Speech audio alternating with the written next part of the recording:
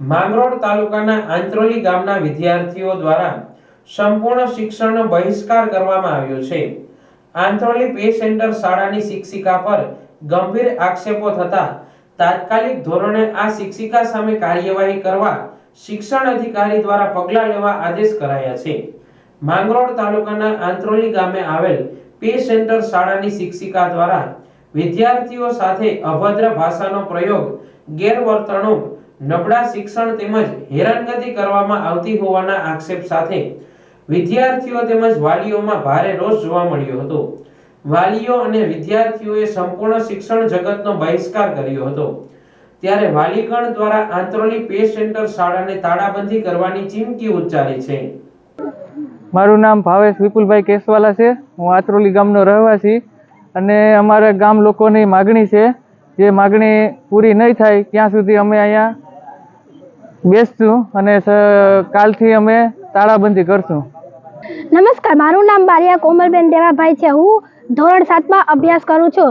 અમારી શાળા Shri Antroli pay centre શાળામાં અમારા ધોરણ 7ના વર્ગ શિક્ષક શ્રી કુંદનબેન દ્વારા અમારા પ્રત્યે અત્યાચાર અમે જાણ કરી રહ્યા છે। તે અમને છોકરીઓને પાવ્યા જેવા ગેરશબ્દનો પ્રયત્ન અમારા પર વપરાશ કરે છે। મારું નામ વાજા માનવ પરબતભાઈ છે। હું શ્રી આંત્રોલી પે સેન્ટર શાળા ધોરણ 8માં અભ્યાસ કરું છું। અમારા શિક્ષક કુંદનબેન દ્વારા જે અમારા પ્રત્યે ગેરવર્તન કરે છે અને અમને એના પીરિયડમાં નીચે જોઈને જ ભણવું પડે છે અને આખા પીરિયડ નીચે જોઈને ભણીએ તો અમારી ગરકી પણ દુખે છે અને એક દિવસમાં 2-2, 3-3 પાઠ ચલાવી નાખે છે અને કંઈ અમને સમજાતું નથી અને અમે કહીએ કે બીજી વાર સમજાવો તો એમ કહે છે કે બીજી વાર તીરીઓ નહીં વાગે, કે અમને બીજી વાર સરકાર પગાર નથી આપતી। મોટી સંખ્યામાં વિદ્યાર્થીઓ તેમજ તેઓના વાલીઓ દ્વારા શાળાના શિક્ષિકાના વિરોધમાં શાળાએ પહોંચી અને શિક્ષણનો બહિષ્કાર કરવામાં આવ્યો હતો। પોતાના વિદ્યાર્થીઓને જ્યાં સુધી આ શિક્ષિકાની બદલી નહીં કરવામાં આવે ત્યાં સુધી પોતાની દીકરી દીકરાઓને સ્કૂલે ન મોકલવાની ચીમકી ઉચ્ચારી હતી। આવનારા દિવસોમાં વિદ્યાર્થીઓની માંગ ન સ્વીકારાય તો શ્રી આંત્રોલી પે સેન્ટર શાળાને તાળાબંધી કરવામાં આવશે તેવી વાલીગણ અને વિદ્યાર્થીઓ દ્વારા ચીમકી ઉચ્ચારવામાં આવી છે। વારંવાર ગ્રામ પંચાયતના સરપંચ તેમજ એસએમસી કમિટી અને વાલીગણ દ્વારા ઉચ્ચ કક્ષાએ રજૂઆતો પણ કરી હતી। હજુ સુધી કોઈ હકારાત્મક નિરાકરણ ન આવતા વાલીઓ રોષે ભરાયા હતા અને સંપૂર્ણ શિક્ષણનો બહિષ્કાર કર્યો હતો। અમારા છોકરીઓને મન થાય એવા શબ્દ બોલે, પાવ્યા તરીકે કે બોલે કે તમારી છોકરી પાવ્યો આ હતી, ચોરીના આક્ષેપો નાખે। બીજો કોઈ પ્રશ્ન પૂછે તેમ કે સરકાર અમને ડબલ પગાર કંઈ આપતી નથી। અમારો હોય શું વાગ? છોકરાઓને મન થાય, નાના છોકરા શું સમજે? ચેન બેન કંઈ ખોલું હોય તેમ કે તમારા ઘરે મા બેન નથી તો એ કંઈ એનો અધિકાર છે કહેવાનો? તેઓ નાના છોકરાને એ પણ કહે। હું આવા શબ્દ કોને વાપરેલા હતા? એ મારા છોકરાને કીધું તો પેન્ટ કે નીચે ઉતાર બોલે તો એમ કે પેન્ટ ઊંચું ચડાવવું હોય, કે તમારે ઘરે કોઈ મા બેન નથી તો એને અધિકાર શું જોઈએ? એવડા છોકરા શું સમજે? મેડમનું નામ? મેડમનું નામ કુંદનબેન। મારું નામ કેસવાલા પરબત છે। હું આંત્રોલી પે સેન્ટર શાળાના વાલી તરીકે અને અમારે સ્કૂલમાં મદદનીશ શિક્ષક તરીકે રાઠોડ કુંદનબેન અહીંયા નોકરી કરે છે। તેના દ્વારા બાળકો સાથે અવ્યવહારુ જે વર્તન કરવામાં આવે છે અને એ બાબતને અમે 16/12ના રોજ અરજી માંગરોળ શિક્ષણ અધિકારી અને જિલ્લા શિક્ષણ અધિકારીને આપેલી। તે બાબતની તપાસ કરવામાં આવેલ પણ તેનું મહિના દિવસથી કંઈ નિરાકરણ ન આવેલ।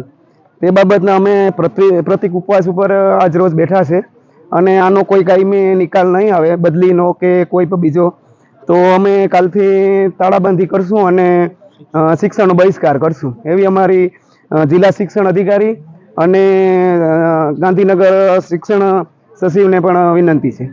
હવે જોવાનું રહ્યું કે શું આ શિક્ષિકા ઉપર કોઈ કાયદેસરની કાર્યવાહી કરવામાં આવશે કે અન્ય જગ્યાએ બદલી કરવામાં આવશે। માંગરોળ તાલુકાના આંત્રોલી ગામે આજે શાળા પરિસરમાં અસાધારણ સ્થિતિ સર્જાય છે। પે સેન્ટર શાળાની શિક્ષિકા સામે વિદ્યાર્થીઓમાં ભારે અસંતોષ જોવા મળ્યો છે, જેના પગલે આજે વિદ્યાર્થીઓએ સંપૂર્ણ શિક્ષણ બહિષ્કાર કર્યો હતો। વિદ્યાર્થીઓ શાળાએ ન આવતા વર્ગખંડો ખાલી જોવા મળ્યા હતા। શાળા પરિસરમાં સંપૂર્ણ સુમસામ બની ગયું હતું। વિદ્યાર્થીઓ દ્વારા શિક્ષિકા સામે અભદ્ર ભાષા અને ગેરવર્તણૂકના ગંભીર આક્ષેપો લગાવવામાં આવ્યા હોવાની ચર્ચા છે. આ ઘટનાના પગલે ગામમાં ચિંતાનો વિષય બન્યો હતો, જેને લઈ જિલ્લા શિક્ષણ અધિકારી દ્વારા કાયદેસરની કાર્યવાહી કરવામાં આવી રહી છે.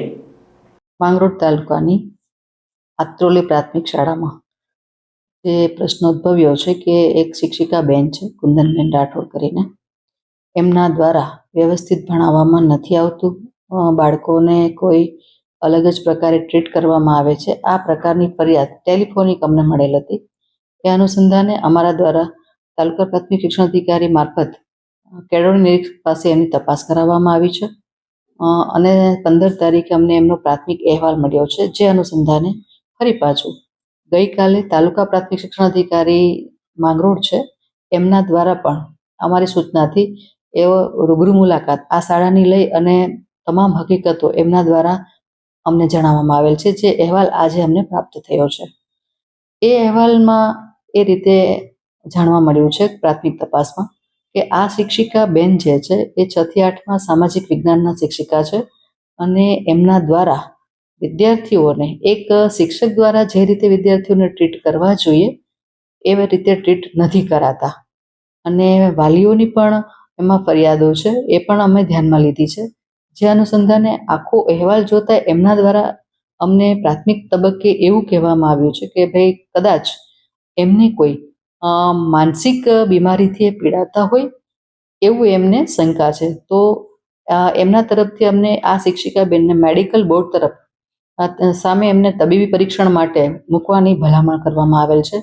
આજે જ આ અહેવાલ પ્રાપ્ત થયો છે અને અમો દ્વારા આજે જ આ તમામ બાબતો ઉપર નિયમાનુસારની કાર્યવાહી આજે જ હાથ ઉપર લઈ લઈશું અને બાળકોના શિક્ષણને, બાળકોના અને શાળાના વાતાવરણને કોઈ પણ પ્રકારની હાનિ ન પહોંચે એ મુજબ અમારા દ્વારા આજે જ પગલાં લેવામાં આવશે. ખાસ કરીને વાત કરીએ તો ગામ લોકોમાં પણ રોષ જોવા મળ્યો છે, વિદ્યાર્થીઓમાં, વાલીઓમાં પણ રોષ જોવા મળ્યો છે. બિલકુલ. ગુરુ અને શિષ્ય, શિક્ષક અને વિદ્યાર્થી, એનો જે આખો નાતો છે, એમના વચ્ચેનું જે આંતર વ્યવહાર છે એ ચોક્કસપણે વ્યવસ્થિત અને વ્યવહારુ રીતે થવો જોઈએ. જે આ પ્રાથમિક તબક્કે આ શિક્ષિકા બહેન દ્વારા થયેલ નથી. માટે ગ્રામજનો અને વિદ્યાર્થીઓમાં આ રોષ જોવા મળી રહ્યો છે. પરંતુ અમારા દ્વારા કોઈ પણ જાતની કચાશ રાખ્યા સિવાય પૂર્ણ તપાસ કરવામાં આવશે અને એમાં જેટલું પણ અને જેવું પણ તથ્ય અમને જાણવા મળશે એ મુજબની ચોક્કસ નિયમ અનુસારની કાર્યવાહી છે એ સત્વરે કરવામાં આવશે.